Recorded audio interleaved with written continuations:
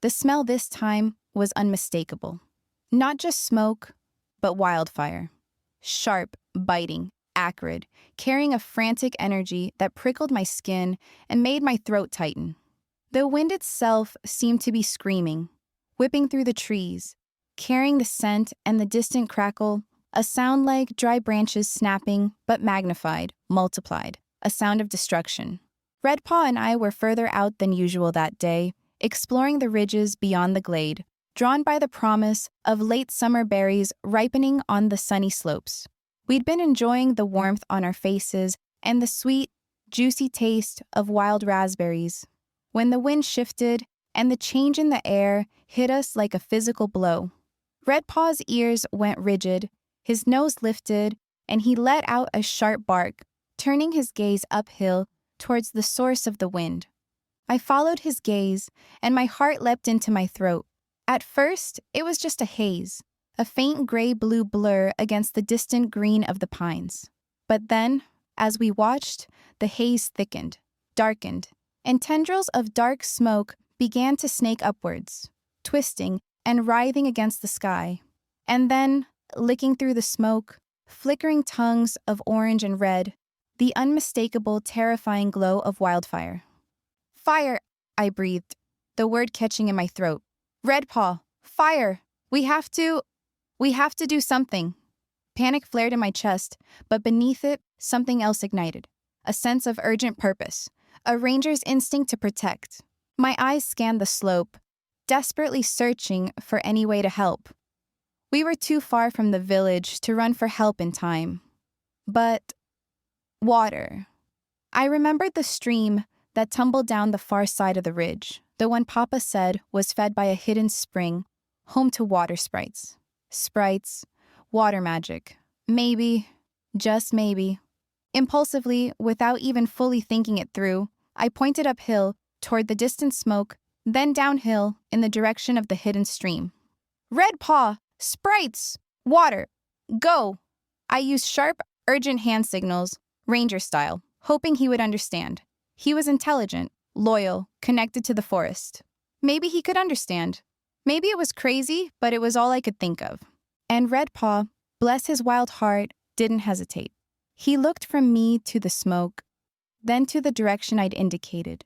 And with a sharp bark of understanding, he turned and leaped down the slope, disappearing into the undergrowth with a flash of red fur. I watched him go, a surge of hope mixed with a tremor of doubt. Could he really find the sprites? Could sprites even help? Or was I just sending my loyal friend into danger while I stood here, helpless? I couldn't be helpless. I had to do something. Remembering Papa's lessons about fire safety, about fire breaks, about containing wildfires, I started to move, my fear sharpening my focus.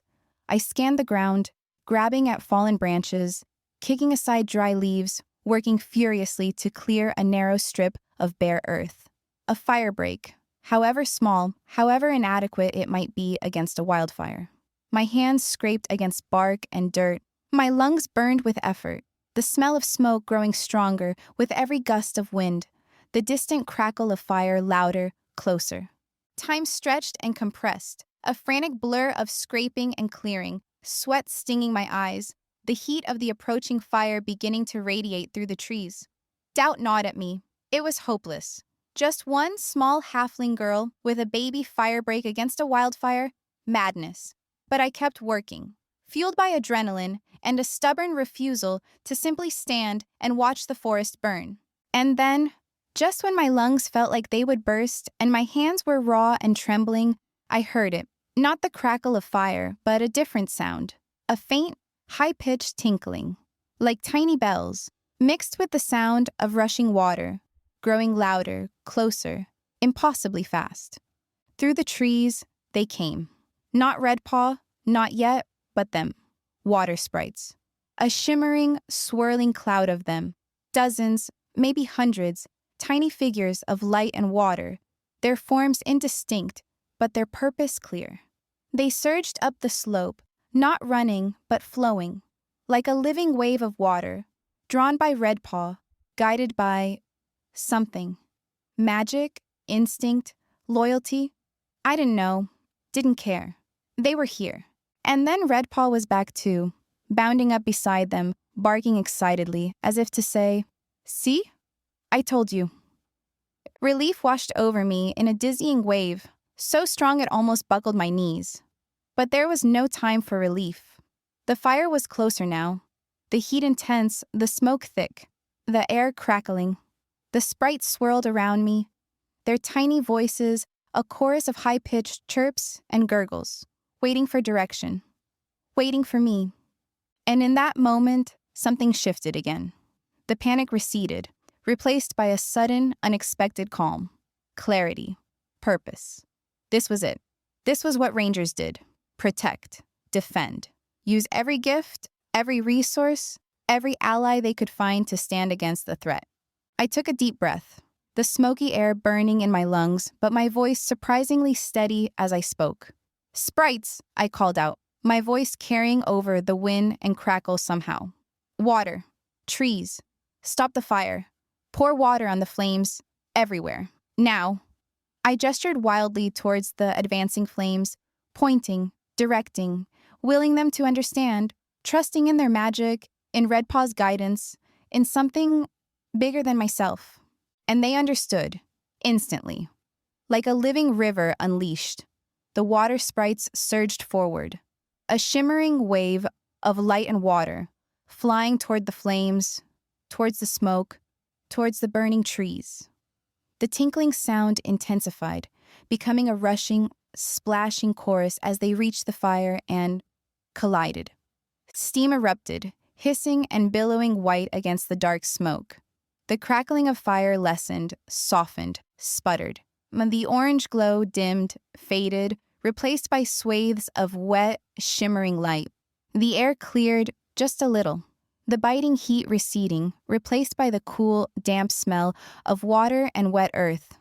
Wave after wave of sprites poured water onto the flames, directed, it seemed, by some unseen will, or perhaps by Redpaw, barking and darting among them, guiding their efforts.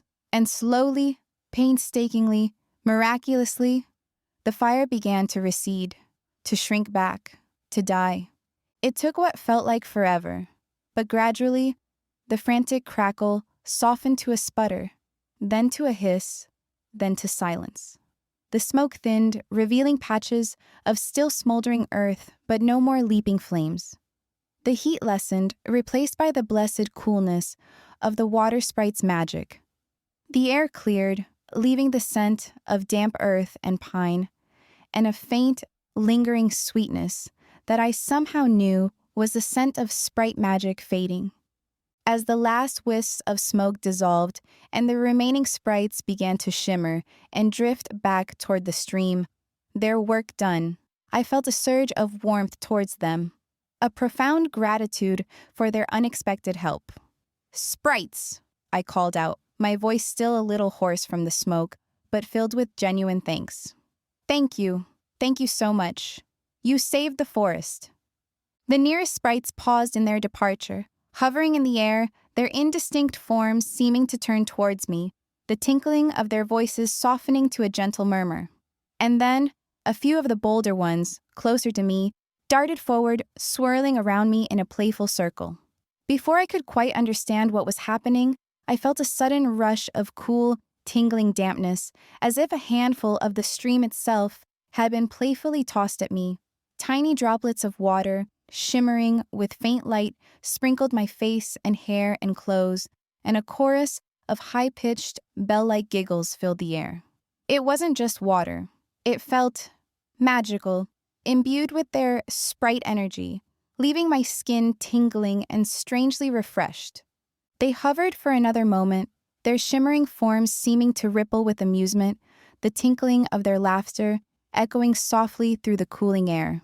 Then, as quickly as they had come, they were gone, swirling away in a shimmering, watery stream, fading back towards the hidden spring, leaving behind only the scent of damp earth and the faintest hint of sprite magic sweetness. Finally, as the last wisps of smoke curled upwards, and the last sprites began to fade and drift away, Redpaw trotted back to my side, tail wagging triumphantly. nudging my hand with his wet nose, his eyes bright with pride and exhaustion. I sank to my knees, my legs suddenly weak, relief flooding through me, washing away the fear, the panic, the adrenaline, leaving behind a trembling exhaustion and a profound, overwhelming gratitude. Gratitude for Redpaw, for the water sprites, for Papa's lessons, for something more, something wild and ancient and powerful that had answered a desperate call and turned back the fire. And in the sudden, blessed silence of the cooling forest, I knew, with a certainty that resonated in every fiber of my being, that this was what it meant to be a ranger, to stand between the wild and the flame, to find strength in unexpected places, to call for help even from the unseen world, and to act boldly, impulsively, fearlessly, to protect the forest home I loved with all my heart.